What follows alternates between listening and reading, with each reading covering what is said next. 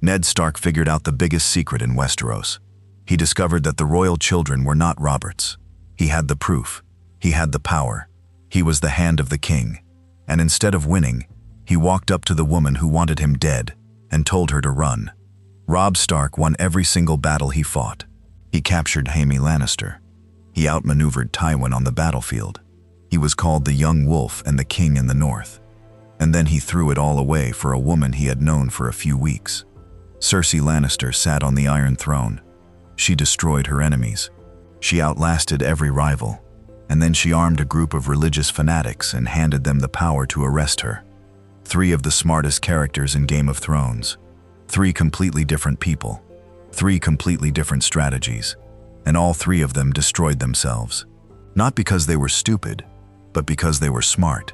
And their intelligence became the very thing that killed them. Today we are going to break down the psychology behind why intelligent people self-destruct.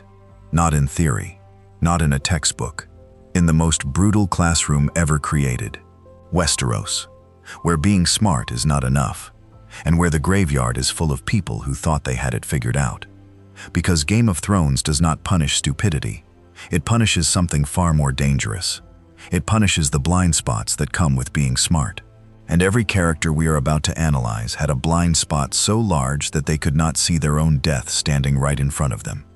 Let us start with the man everyone calls the most honorable in Westeros, Ned Stark, the Warden of the North, the man who always does the right thing. Ned was not stupid.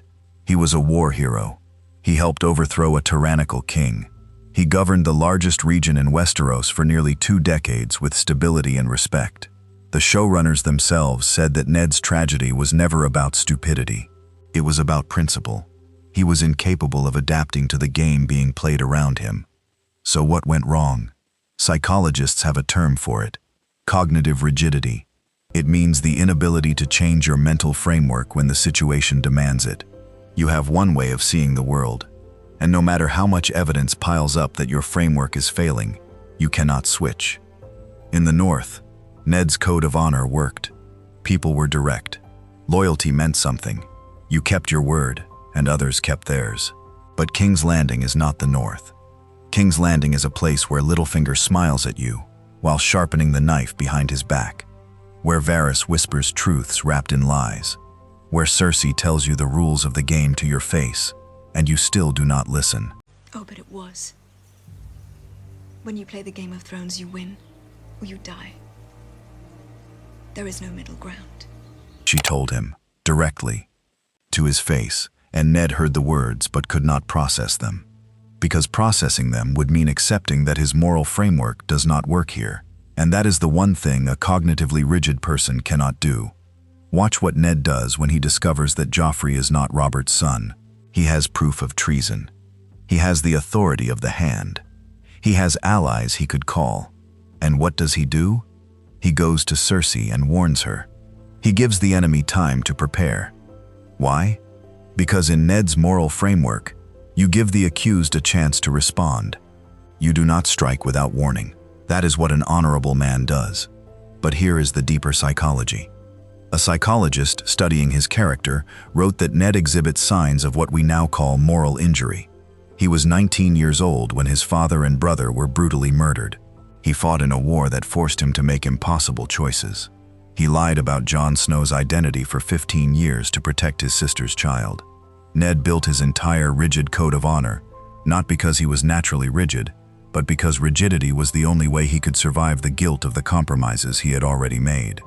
If he allows even a little flexibility, if he admits that the world is gray and not black and white, then every lie he has told, every compromise he has buried, comes flooding back.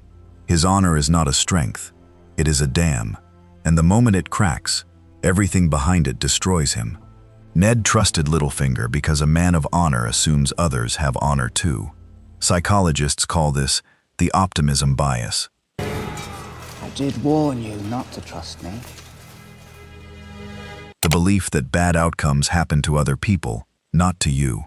Ned believed in his bones that truth and justice would prevail, because they always had in his world. He forgot that he was no longer in his world.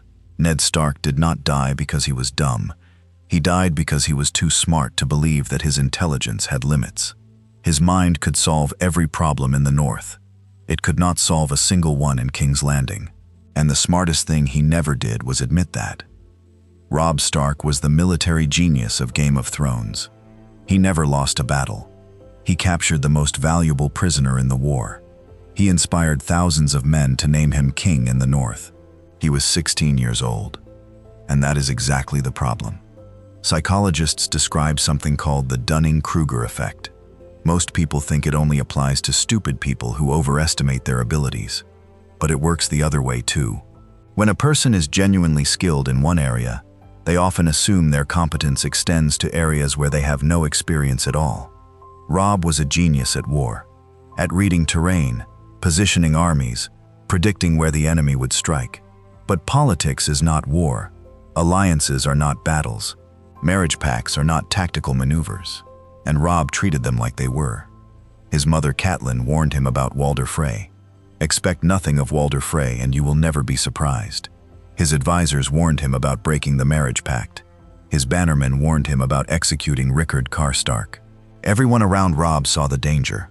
Robb did not, because Robb had never been wrong before. This is the second psychological trap of intelligent people, Hubris Syndrome. It happens when success breeds so much confidence that the person stops listening to others.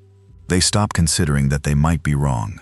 Every victory becomes evidence that their instincts are infallible, and every warning becomes noise from people who simply do not understand.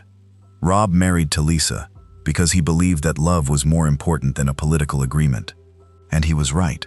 Love is more important in a fairy tale. In Westeros, love costs you your family, your army, and your life. But there is a deeper layer here. Psychologists call it emotional reasoning. It means making decisions based on how you feel, rather than what the evidence tells you. Robb felt that marrying Talisa was honorable. He felt that executing Karstark was just. He felt that Walder Frey would forgive him. And every one of those feelings was wrong. His father Ned chose honor over strategy, and lost his head. His son Robb chose love over duty, and lost everything. The Starks do not fall because they are bad at the game. They fall because they refuse to believe it is a game at all. The Red Wedding is not a betrayal. It is a consequence. Every decision Robb made, every warning he ignored, every advisor he silenced, led to that room. The moment the music started playing, the moment Catelyn realized what was happening, it was already too late. It had been too late for months.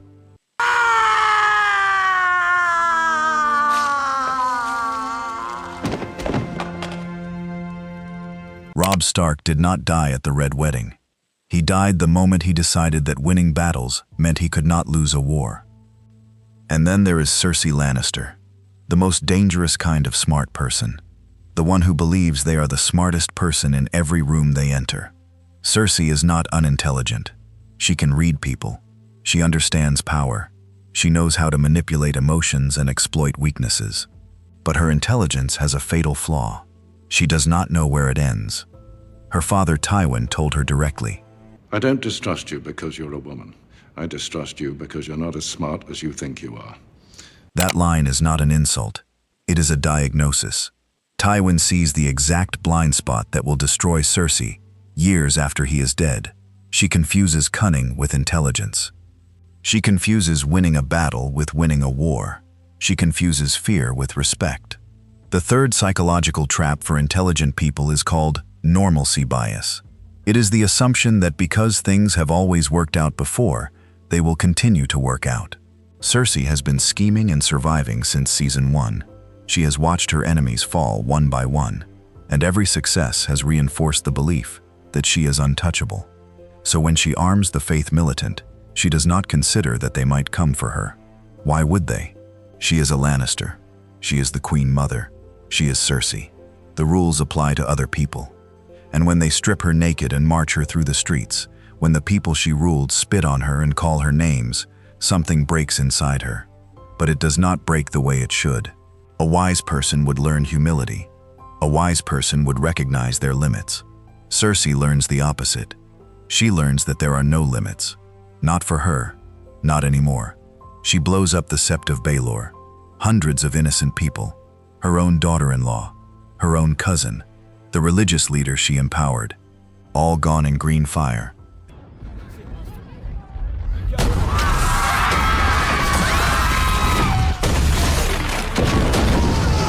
And she smiles. Cersei did not destroy the sept because she was winning. She destroyed it because she was losing and could not accept it. That is the final stage of intelligent self-destruction. When a smart person runs out of smart options, they do not adapt. They escalate. They burn it all down rather than admit they were wrong. Ned's blind spot was moral rigidity. Robb's was unchecked confidence. Cersei's was the refusal to accept her own limits. 3 different traps, 3 different forms of intelligence, 3 identical results. The ancient Greeks had a word for this, Hamartia. It means the fatal flaw. Not a weakness, not a mistake, a flaw that lives inside the hero's greatest strength. The very thing that makes them powerful is the same thing that brings them down. Ned Stark's greatest strength was honor. His hamartia was that he could not separate honor from rigidity. He could not bend, and so he broke. Robb Stark's greatest strength was instinct. His hamartia was that success made him believe his instincts were infallible. He won every battle, and it blinded him to the war. Cersei's greatest strength was survival. Her hamartia was that surviving made her believe she could survive anything. She escalated when she should have retreated. She burned when she should have bent. The pattern is not complicated. Smart people destroy themselves because intelligence creates a specific kind of blindness. The smarter you are, the more certain you become. The more certain you become, the less you listen. And the less you listen, the more alone you are when the consequences arrive. Game of Thrones is full of brilliant people, and the graveyard is full of them too. Ned is dead because he could not imagine a world where honor fails. Robb is dead because he could not imagine a world where he loses. Cersei is dead because she could not imagine a world where she is not the most important person in it. And the characters who survive? Tyrion, Sansa, Arya. They survive not because they are smarter. They survive because they learned to doubt themselves. They learned that their greatest strength could also be their greatest weakness, and they adjusted. That is the real lesson Game of Thrones teaches about intelligence. Being smart is not a shield. It is a weapon, and like any weapon, if you do not learn to control it, it will cut you deeper than it ever cuts anyone else. Ned Stark knew what was right. Robb Stark knew how to win. Cersei Lannister knew how to survive. And none of them knew the one thing that could have saved them: when to stop trusting themselves. Which character in Game of Thrones do you think was the smartest person who destroyed themselves?